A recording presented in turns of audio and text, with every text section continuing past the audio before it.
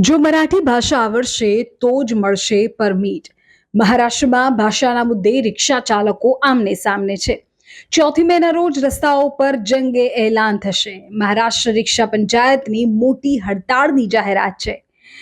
મુસાફરોની હાલાકી વચ્ચે મહારાષ્ટ્રના અનેક શહેરોમાં પરિવહન સેવા ખોરવાઈ જાય તેવી ભીતિ છે.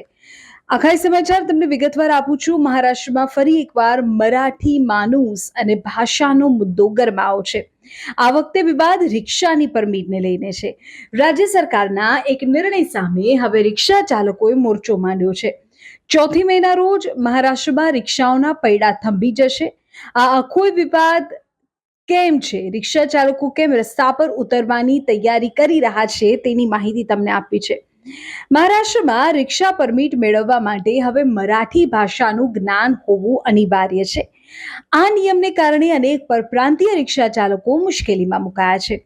મહારાષ્ટ્ર રિક્ષા પંચાયતે સરકારના આ વલણ અને અન્ય પડતર માંગણીઓને લઈને આગામી 4મી મેના રોજ રાજ્યવ્યાપી હડતાળનું એલાન કર્યું છે. ભાષાની શરત પરમિટ રિન્યુ કરવા કે નવી પરમિટ મેળવવા માટે મરાઠી બોલતા અને લખતા આવડવું જોઈએ તેવી છે. રિક્ષા ચાલકોનું કહેવું છે કે આ નિયમ ભેદભાવપૂર્ણ છે અને તેના કારણે હજારો પરિવારોની રોજીરોટી પર સંકટ આવી શકે છે. 4મી મેના રોજ રિક્ષા ચાલકો રસ્તા પર ઉતરશે, વિરોધ પ્રદર્શન કરશે, જેના કારણે મુંબઈ, પુણે, નાસિક જેવા મોટા શહેરોમાં મુસાફરોને હાલાકી ભોગવવી પડે. રિક્ષા ચાલકોની મુખ્ય માંગણીઓ એવી છે કે પરમિટ માટે મરાઠી ભાષાની અનિવાર્યતા દૂર કરવામાં આવે, ઓનલાઈન કેબ એગ્રીગેટર્સ ઓલા અને ઉબર જેવી જે કંપનીઓ છે તેમની સામે નિયમોને કડક બનાવવામાં આવે. આ સિવાય રિક્ષાના ભાડામાં વધારો અને કલ્યાણકારી યોજનાઓનો અમલ તેમના માટે થાય.